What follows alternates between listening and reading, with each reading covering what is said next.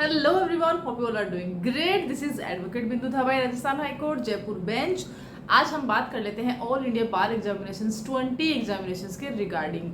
यहाँ पर एक अपडेट है, एक न्यूज है जो बहुत सर्कुलर हो रही है और वह है ऑल इंडिया बार एग्जामिनेशंस की ऑफिशियल वेबसाइट पे आई है। वह किसके रिगार्डिंग है, क्या इसका जो संबंध है वह ऑल इंडिया बार एग्जामिनेशंस के ऊपर पड़ने वाला है, आखिर इसमें क्या है।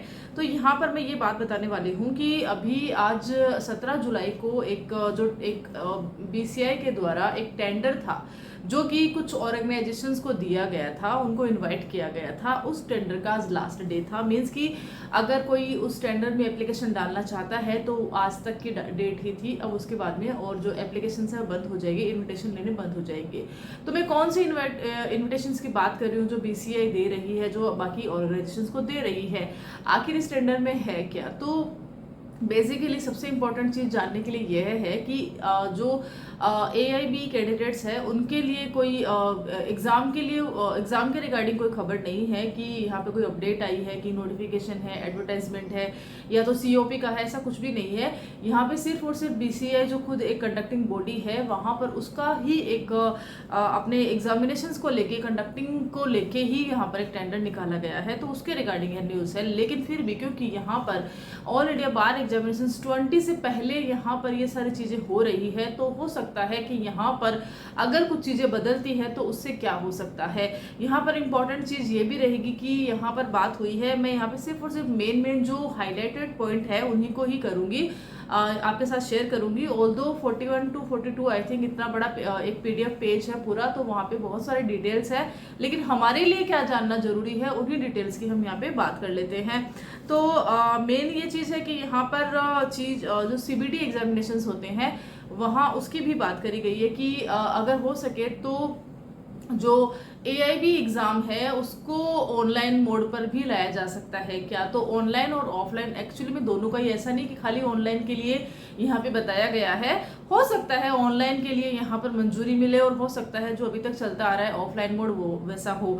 अब क्योंकि हम सब जानते हैं कि ऑल इंडिया बार एग्जामिनेशंस जो है वह हर साल होता है, साल में एक बार होता है। ऑल दो BCI को यहाँ पे सुप्रीम कोर्ट ऑफ इंडिया की तरफ से डायरेक्शंस है कि वह 6 महीने से एग्जामिनेशंस कंडक्ट करवाएं, ताकि जो है लॉ ग्रेजुएट्स जो रहते हैं उनको उनका टाइम बचे, राइट। लेकिन यहाँ पर ऐसा होता है नहीं, BCI के द्वारा पूरा एक साल ही निकाल दिया जाता है। अगर हम देखते हैं दिसंबर में ऑल इंडिया बार एग्जामिनेशंस 19 के एग्जाम जो है कंडक्ट हुए थे, फिर मार्च में इनके रिजल्ट आते हैं और अभी तक भी COP भी नहीं आया है और नोटिफिकेशंस भी नहीं आए हैं। तो एक साल पूरा निकल जाता है। दिसंबर में एग्जाम हुए थे, तो अब जब वापस ये नोटिफिकेशन आता है उसके बाद दिसंबर तक ही आपके एग्जामिनेशंस होंगे। क्वेश्चन ये भी आ रहा है कि भाई नोटिफिकेशन कब जारी होंगे, तो इसके नोटिफिकेशन अगस्त में आपको दिख जाएंगे। अगस्त में पूरी आशंका है, अकॉर्डिंग टू एक सर्वे हुआ है तो उसके अकॉर्डिंग है कि भाई आपको अगस्त में जो है यहाँ पे नोटिफिकेशन देखने को मिल जाएगा।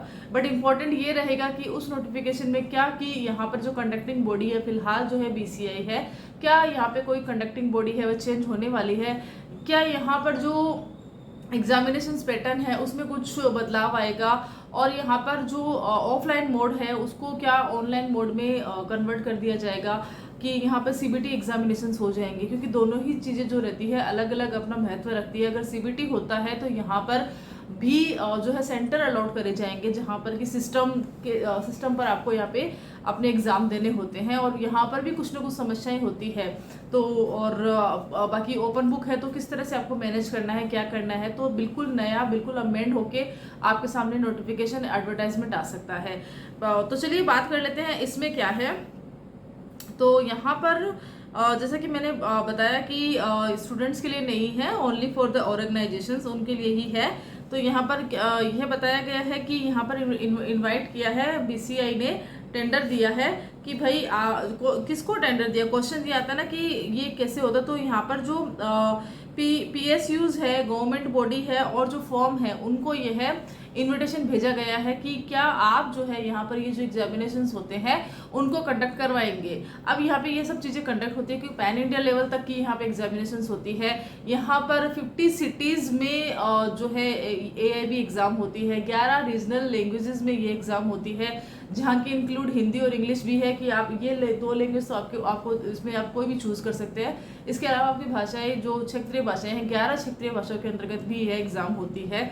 और कैंडिडेट कितने होते हैं, तो देखिए बहुत मात्रा में कैंडिडेट होते हैं और इस बार जो है कैंडिडेट की संख्या ऑफ कोर्स ज़्यादा होने वाली है, क्योंकि 3 साल की जो मैंडेटरी जो प्रैक्टिस हो चुकी है सिविल जज एग्जामिनेशंस के लिए, अब जो है स्टूडेंट्स को ऐसा नहीं है कि 2 साल वेट करेंगे, कोई दिक्कत नहीं है, 2 साल टेम्प्रेरी हमारे पास सनद में प्रैक्टिस हो सकती है, तो इश्यूज़ नहीं, हम तीसरे साल। लेकिन इस बार ऐसा नहीं है। इस बार आपको अब जो रिजल्ट जिसके पास आ जाता है, लो का रिजल्ट आते ही आप जो है AIB का वेट करोगे, नोटिफिकेशन का वेट करोगे, क्योंकि आपको भी अपना जो है काउंटिंग करनी है कि भाई आपका जो एक्सपीरियंस है वह गेन हो और आप जो है बाकी अदर जो अगर जुडिशरी में जाना चाहते हो तो उसकी तैयारी कर पाओ और भी अपना जो टाइम है वह आप सेव कर पाओ।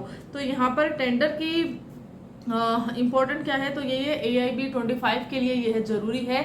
तो AIB 25 में क्या वाकई में ऑनलाइन होगा या ऑफलाइन होगा, ये भी एक क्वेश्चन है। तो देखिए अभी सिर्फ और सिर्फ टेंडर को इनवाइट किया गया है।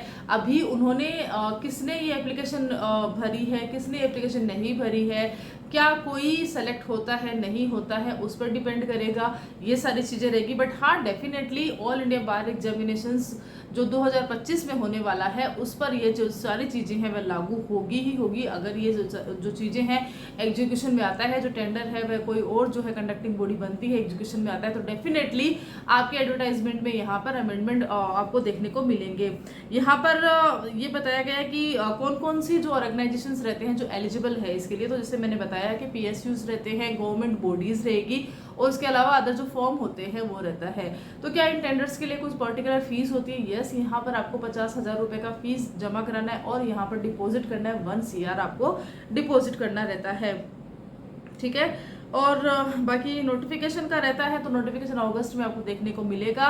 ऑल इंडिया बार एग्जामिनेशन के रिगार्डिंग मैंने ऑल्दो इसी चैनल पे काफ़ी सारे वीडियोस बनाए हैं जहां पर कि मैंने इंट्रोड्यूस कर रहा है कि एक्चुअली में जो नए फ्रेशर्स आते हैं जो लो अभी कंप्लीट करके आए हैं उनको आइडिया हो कि जो ऑल इंडिया बार एग्जामिनेशंस है आखिर वह एग्जामिनेशंस है क्या, उसमें कितने एग्जाम होते हैं, क्या क्या सिलेबस आता है, किस तरह से होता है, सारी चीज़ें मैंने डिटेल में बताई है।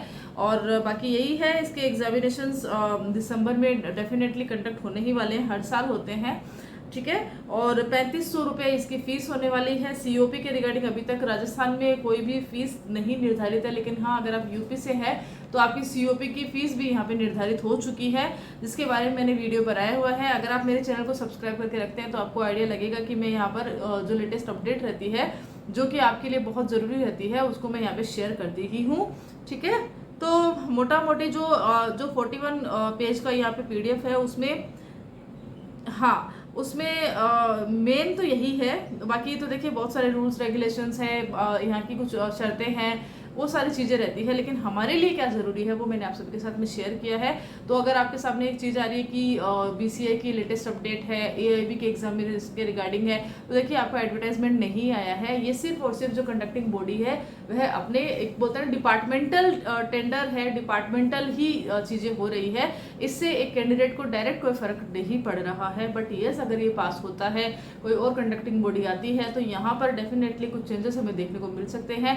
और अगर चेंजेस होते भी हैं तो भी या तो ऑनलाइन में आ सकता है या तो ऑफलाइन जो भी चल रहा है वह होगा। और ऑनलाइन में आता है तो CBT एग्जामिनेशन हमें देखने को मिलेगी, क्योंकि ऑब्जेक्टिव रहते हैं, इसमें कोई नेगेटिव मार्किंग नहीं रहती है और ओपन बुक रहता है। तो जिस हिसाब से CBT एग्जामिनेशन में अब क्योंकि ओपन बुक है तो आपको किस तरह से व्यवस्थाएं करनी होगी, क्या रहेगा, वो सारे जो डायरेक्शन है वह है जो कंडक्टिंग बॉडी है उनके द्वारा दे दिए जाएंगे। फिलहाल के लिए इतना ही है। होपफुली आपको ये वाला वीडियो अच्छा लगा होगा, सही लगा होगा।